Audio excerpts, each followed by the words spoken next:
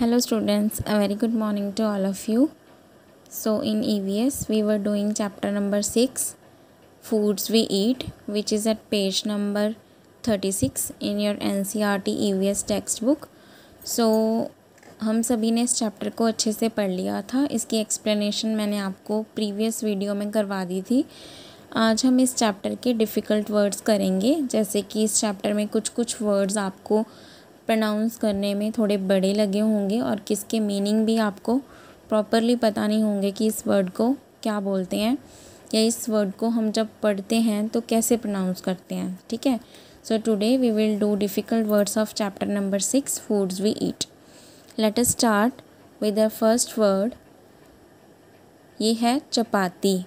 चपाती हम बोलते हैं रोटी को। ज़रूरी नहीं है कि ये रोटी जो है वो गेहूं की यानी कि वीट की ही बनी हो।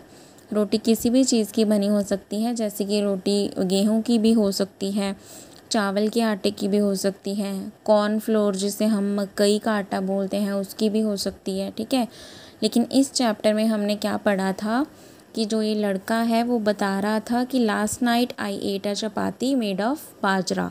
तो इस चैप्टर में कौन सी चपाती की बात हो रही है? बाजरे की चपाती यानी कि बाजरे की रोटी। तो चपाती हम बोलते हैं बेसिकली रोटी को। नेक्स्ट है बाजरा। बाजरा इज़ अ ग्रेन, जैसे अनाज होते हैं, जैसे गेहूं है, चावल है, मकई है, इसी तरह से बाजरा इज़ अ ग्रेन, जिसके बारे में मैंने आपको बताया था कल। Third one is jaggery. Jaggery हम बोलते हैं गुड़ को। गुड़ को इंग्लिश में जैगरी बोलते हैं। कल मैंने आपको बताया था गुड़ क्या होता है, काफ़ी बच्चों ने खाया भी होगा। गुड़ ब्राउन कलर का एक सॉलिड फॉर्म में शुगर केन से जो बनता है, काफ़ी मीठा, उसे जैगरी बोलते हैं। और इसकी शक्कर भी होती है, ठीक है, जिसे हम स्टार्च पाउडर या जैगरी पाउडर भी बोलते हैं। Fourth one is cooked. Cooked होता है बनाना, किसी चीज़ को कुक करना, जैसे I cooked a chapati. Fifth number is yesterday. Yesterday हम बोलते हैं कल को, लेकिन कौन से वाला कल होता है? जो कल जा चुका है, जो वाला कल बीत चुका है, गुजर चुका है। जैसे येस्टरडे वॉज मंडे, कल क्या था? मंडे था। तो जो कल आएगा, आने वाला कल क्या होगा? वेंसडे होगा। So tomorrow will be Wednesday. लेकिन जो कल जा चुका है वो क्या होता है? येस्टरडे। कल बारिश हुई थी, yesterday it rained. Okay, move on to number 6 house. House का मीनिंग सब बच्चों को पता है, हाउस हम घर को बोलते हैं। Number 7 gurdwara. Gurdwara is a religious place of Sikh people. Number 8 grandmother. Grandmother हम दादी माँ को भी बोल सकते हैं, नानी माँ को भी बोल सकते हैं। अगर उसके आगे पैटर्नल लगा है तो वो दादी माँ है, यानी कि पापा की मम्मी, पैटर्नल ग्रैंड मदर। और अगर उसके आगे मैटर्नल लगा है तो वो नानी माँ है, यानी कि मम्मी की माँ। लेकिन अगर कुछ भी नहीं लगा है तो ग्रैंड मदर सिंपली हम कंसीडर करते हैं दादी माँ को। नंबर 9 है लंगर। लंगर मैंने आपको कल भी बताया था, लंगर हम बोलते हैं जो गुरुद्वारा साहिब में सभी लोग एक साथ बैठ के खाना खाते हैं, जिसे हम लंगर प्रसाद बोलते हैं। काफ़ी बच्चों ने खाया भी होगा गुरुद्वारा साहिब में, तो वो लंगर है। नंबर 10 है खीर। खीर एक स्वीट डिश है जो राइस और मिल्क को मिला के, ड्राई फ्रूट्स को मिला के बनती है। ये बहुत कॉमन है इंडिया में, सभी बच्चों ने खाई होगी। Number 11 is omelette. ऑमलेट एक डिश है वो जो एग से बनाई जाती है, जिसके बारे में मैंने आपको कल बताया था। Number 12 is really. रियली का मतलब होता है सचमुच। जब हमें किसी चीज़ का विश्वास नहीं होता है, हम बहुत एक्साइटेड वे में उसे बोलते हैं, हम कहते हैं रियली। तो रियली का मतलब होता है सचमुच। Number 13 is tasty. टेस्टी या फिर डिलीशियस भी बोलते हैं।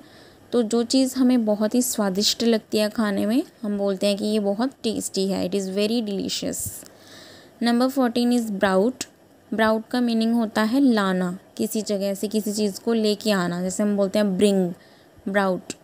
जैसे कि मैं आपको एग्जांपल दूँ, my mother brought noodles for me. तो ब्राउट क्या होता है? कहीं से लेके आना।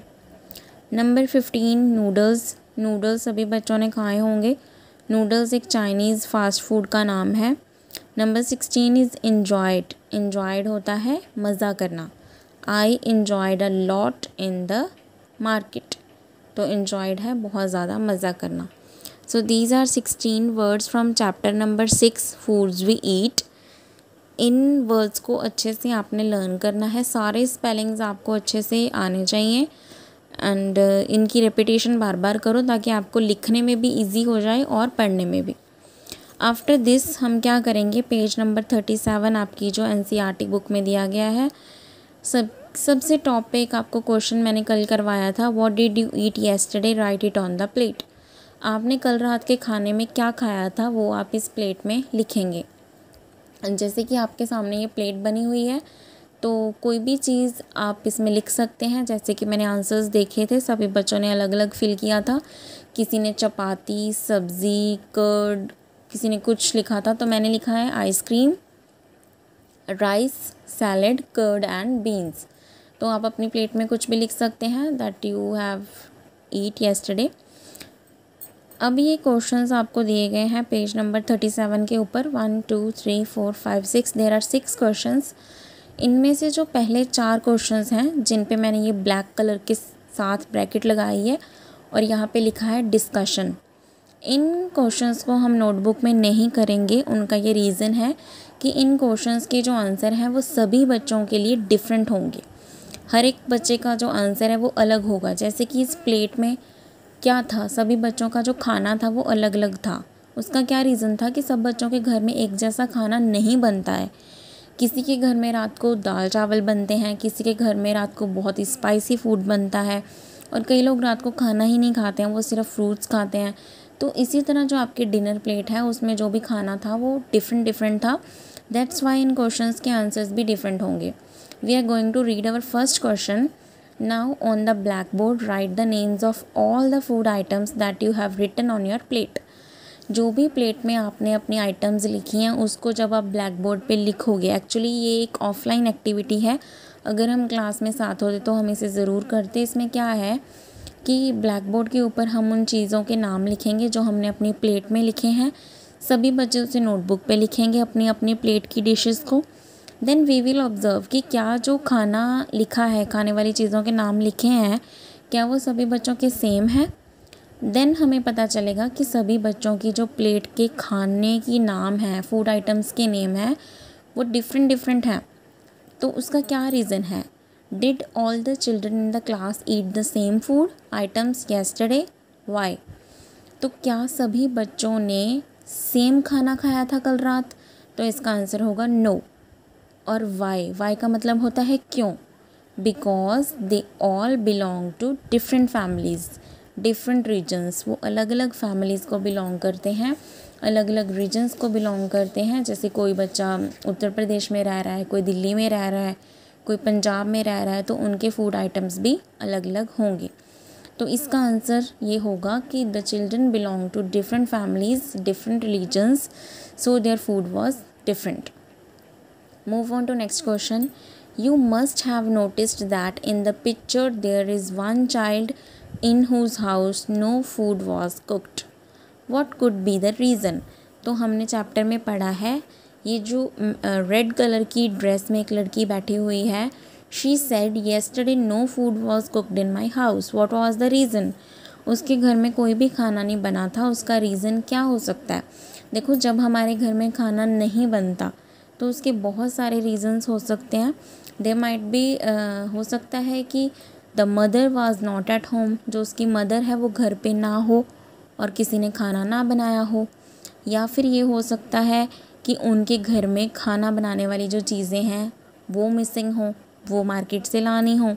सो there could be many reasons कि जिनकी वजह से खाना नहीं बना है। तो सब बच्चों के घर में इसका डिफरेंट रीज़न हो सकता है। एक रीज़न ये हो सकता है कि the mother is not at home, mummy घर पे नहीं है और किसी ने खाना नहीं बनाया है। या फिर उन लोगों को कहीं बाहर जाना था, किसी पार्टी में जाना था, तो इसीलिए उन्होंने घर पे खाना नहीं बनाया है। There could be so many reasons. हर बच्चे का डिफरेंट रीज़न हो सकता है। या एक ये भी हो सकता है the family is very poor, उनके पास खाना बनाने के लिए कुछ नहीं है। So this is a discussion question. इसके बहुत सारे आंसर्स हो सकते हैं, so no need to write in your notebook.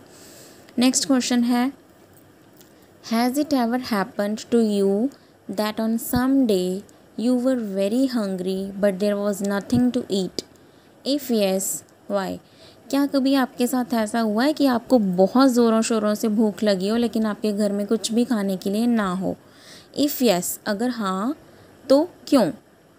क्यों हो सकता है? हमारे घर में हो सकता है कि जो चीज़ हमें खानी हो वो हमारे घर में ना हो, या फिर हो सकता है हमारे घर में कुछ भी बना हुआ कुक्ड फूड ना हो क्योंकि जो मदर है उन्हें कहीं जाना पड़ गया और हमारे घर में खाने के लिए कुछ भी नहीं था। या फिर ये हो सकता है कि जो बना हुआ खाना है वो ख़त्म हो चुका हो, या फिर ये हो सकता है कि फैमिली जो है अगेन वो वेरी पुअर है और उनके पास कुछ भी खाने के लिए नहीं है। जो ये लास्ट 2 क्वेश्चंस हैं जिन पे मैंने ये टिक लगाया है, how do you know that you are hungry? आपको कैसे पता चलता है कि आपको भूख लगी हुई है? Next question, how do you feel when you are hungry? और जब आपको भूख लगती है तब आपको कैसा फील होता है? सो आपको पता है कि बुक में इतनी जगह नहीं है कि मैं इसके आंसर्स लिख सकूं, दैट्स वाई मैंने इनको एक पेज पे लिखा है एज़ यूजुअल। सो इन दोनों क्वेश्चंस को आपको नोटबुक में करना है neat and clean. So first question है, how do you know that you are hungry? आपको कैसे पता चलता है कि आपको भूख लगी है? We feel our stomach empty. Stomach बोलते हैं हम पेट को। तो हमें कैसा लगता है जब हमें भूख लगती है? तो हमें अपना पेट खाली फील होता है। हमें लगता है कि हमारा जो स्टमक है वो एम्प्टी का मीनिंग होता है खाली, बिल्कुल खाली खाली है और हमें कुछ खाने का मन कर रहा है। Okay, next question, how do you feel when you are hungry? अब आपको पता कैसे चलता है कि आपको भूख लगी है? आपको आपका पेट खाली लगता है तो आपको लगता है कि मुझे भूख लग गई है। नेक्स्ट क्वेश्चन है कि आपको फील कैसा होता है? आप क्या महसूस करते हो जब आपको भूख लगती है? वी फील टायर्ड होता है थक जाना, हमें बहुत थकावट फील होती है। ऐसा होता है कि हमें कुछ खाने के लिए दो, हम काम करके थक चुके हैं। एंड लो एनर्जी बॉडी, लो का मतलब होता है कम, एनर्जी का मतलब होता है ताकत, बॉडी मैंने शरीर, हमारा जो तन है। तो हमें बहुत थकावट महसूस होती है और हमारी जो बॉडी की एनर्जी है वो बहुत ज़्यादा लो हो जाती है, जिससे बहुत ज़्यादा पढ़ने के बाद, बहुत ज़्यादा खेलने के बाद या बहुत ज़्यादा दूर तक घूमने के बाद हमें क्या लगती है? भूख लगती है कि अभी हमें जूस पीना चाहिए, अभी हमें सैंडविच खाना चाहिए, अभी हमें चाय पीनी चाहिए। तो ऐसे ही हमें थकावट महसूस होती है और हमारी बॉडी की एनर्जी लो हो जाती है, तब हमें पता चल जाता है कि हमें भूख लगी हुई है। So both this questions you have to write in your notebook in neat and clean hand writing. बाकी के जो क्वेश्चंस हैं इनके आंसर्स सभी बच्चों के लिए डिफरेंट होंगे। सो दीज आर डिस्कशन क्वेश्चंस, इनके आंसर्स मैं आपको लाइव क्लास में आपसे सुनूंगी, तो सभी बच्चों के डिफरेंट आंसर्स होंगे। ये चारों क्वेश्चंस आपको कॉपी में नहीं करने हैं, ये दोनों क्वेश्चंस आपको कॉपी में करने हैं। And along with this you have to write this difficult words. These are 16 words from chapter Foods We Eat. So this is your today's EVS classwork. Thank you class and have a nice day to all of you.